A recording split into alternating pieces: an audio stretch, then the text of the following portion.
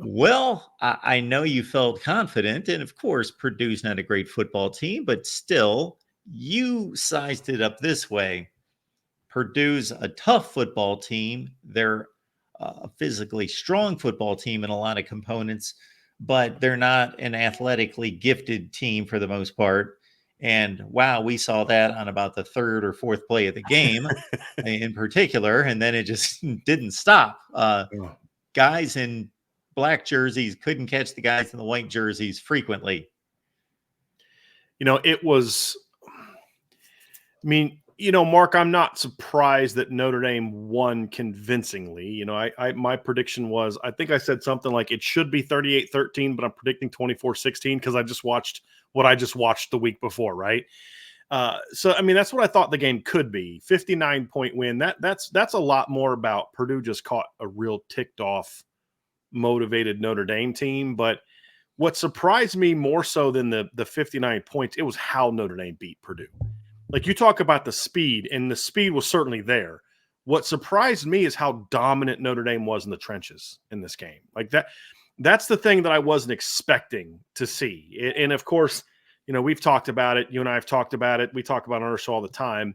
This offensive line with this particular skill set of players with, Riley Leonard at quarterback as a runner, with Jeremiah Love, with Darian Price. And I could literally start listing the entire running back room. You don't need to be the 2017 Notre Dame O-line. You just have to get a body on a body and, do your job, and they're going to do the rest.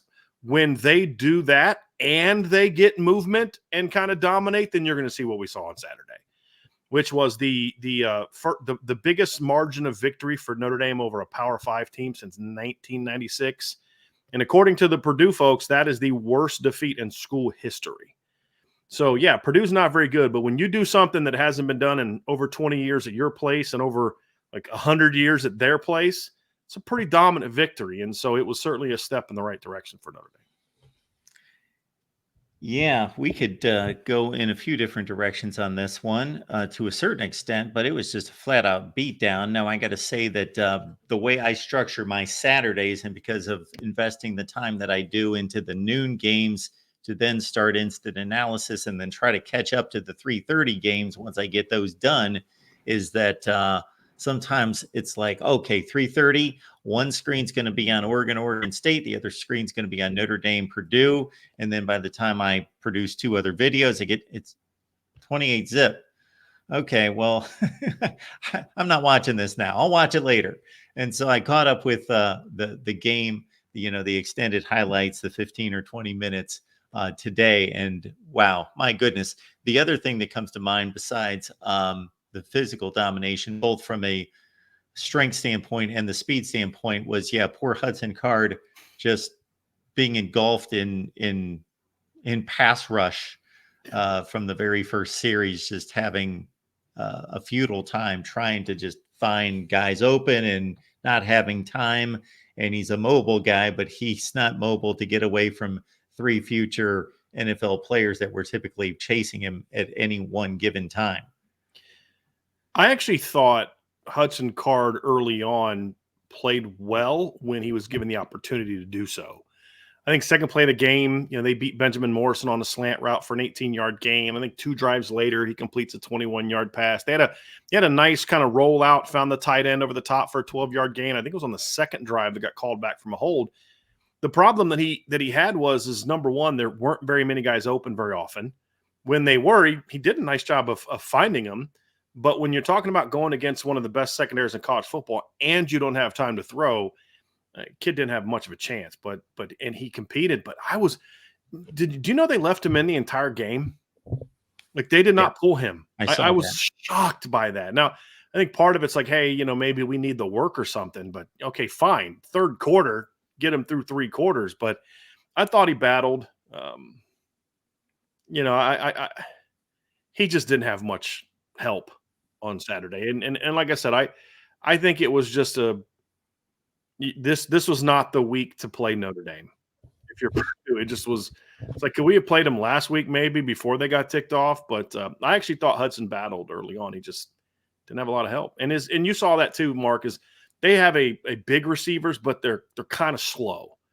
And they had a couple plays where they got open on some plays over the middle, but overall they just had a really tough time getting separation, and he didn't have a whole lot of time to throw. What's your assessment of Riley Leonard's performance? Of course, he had some really nice plays on the ground in particular. Step in the right direction. Now it's just build on it, right? Like there were certainly some good things that we saw in the game. We saw him finally effectively run the RPO system, which he hadn't really been that good at. He had 2 really nice RPO throws. I think he completed 2 of them for 22 yards. He was a little bit more decisive on some of the short throws in the game. Did a nice job. I thought they did a good job getting him comfortable early with some nice, easy reads and getting the ball out of the perimeter. He was very good on third down. He went, I think, 3 for 3 for 48 yards on third down in the game, and they needed that because they've been pretty mediocre on third down, the first 2 games of the season. And so it was good to kind of get him rolling. There's certainly aspects that need to get better. There was not much threat beyond about 10 to 12 yards in this game.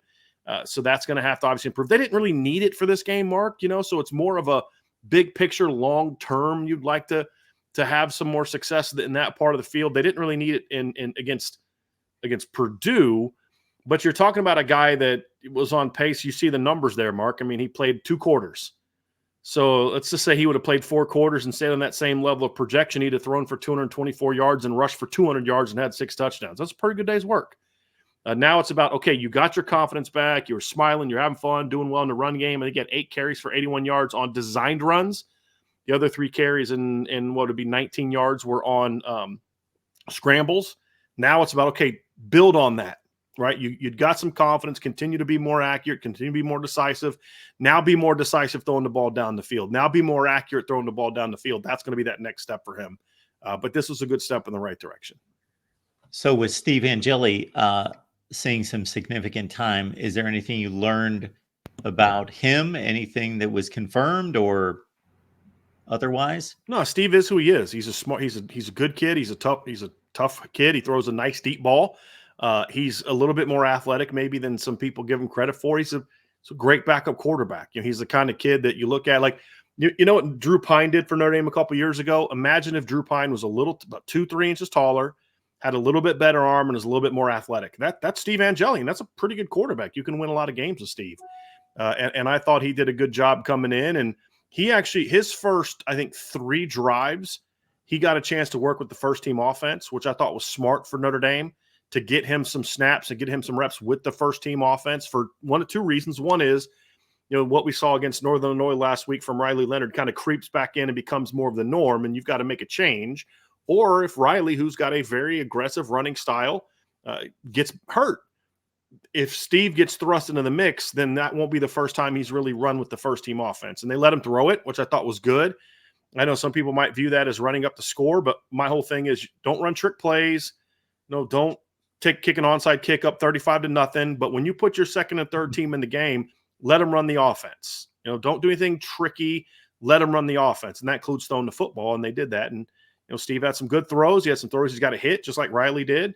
But overall, the nice thing is, Mark, the offense moved well with both guys in the game. And I have a feeling, based on how Riley plays and the injury to his shoulder, that at some point in time this season, you're going to need Steve to come off the bench in a situation where it's a little bit more competitive. And moments like Saturday are good for him.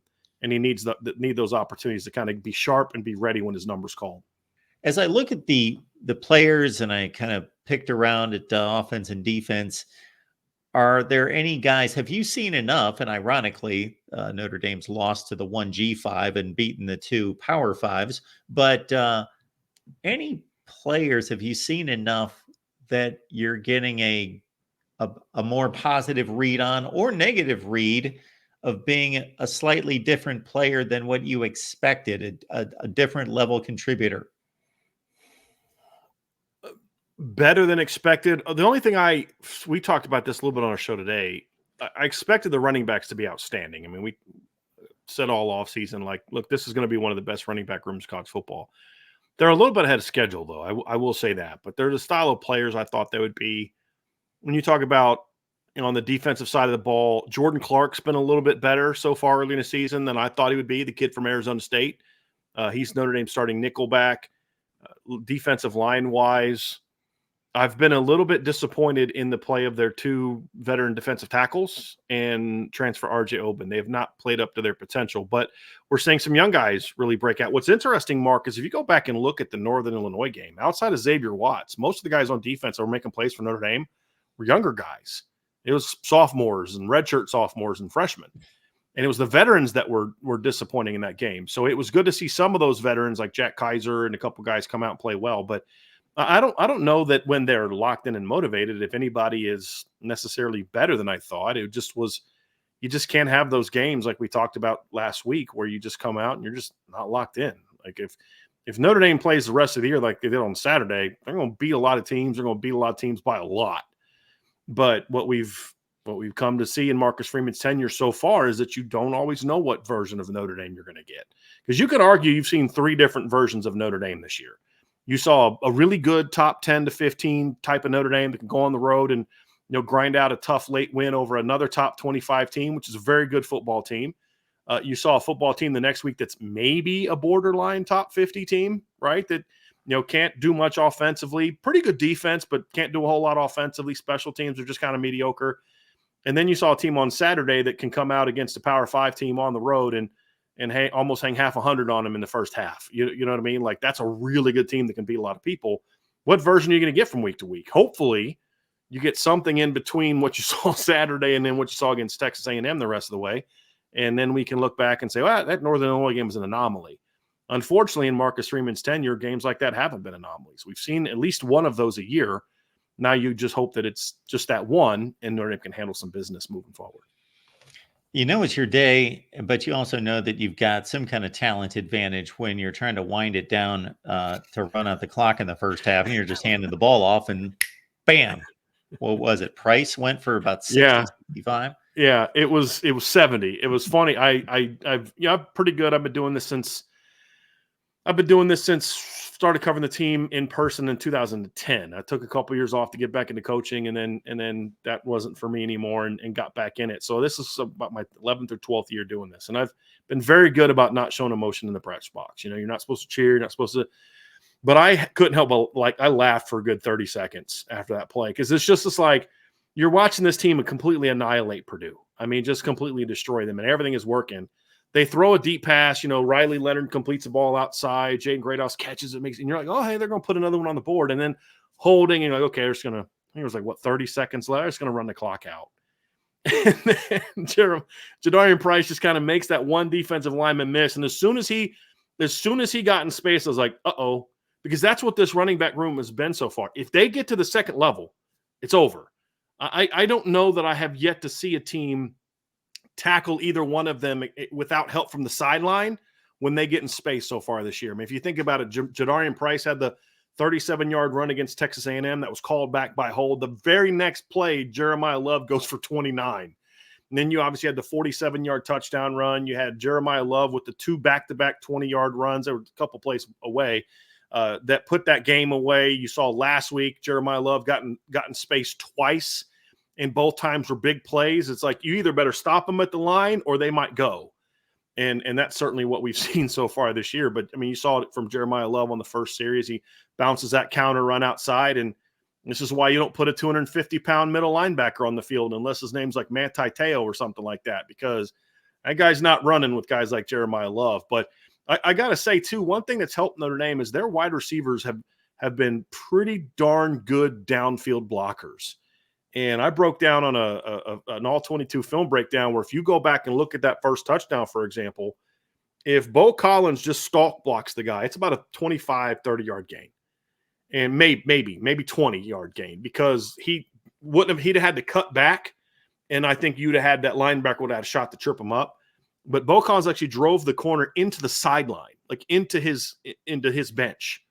And Jeremiah was able to stay right up the sideline and out. And if he can just get on a straight path, you're not going to catch him. So it is kind of funny to watch, but you're just like, they're literally just, I mean, this you just don't expect this. You expect to see a game like this against Tennessee State last year or New Mexico a couple years ago. But you don't expect this kind of performance against a Big Ten opponent. One who I actually kind of had respect for coming in the game, whose entire defensive philosophy is geared around stopping the run. And they're a traditional 3-4 defense with big dudes everywhere. The whole thing they're supposed to be is shutting down the run. And couldn't do it. Because what's wild is I broke down the numbers in the first half. If you take out that run, they still average 9.5 yards per carry on not on scrambles, on designed runs. They average 9.5 yards per carry if you take out the 70-yard touchdown run. It was impressive.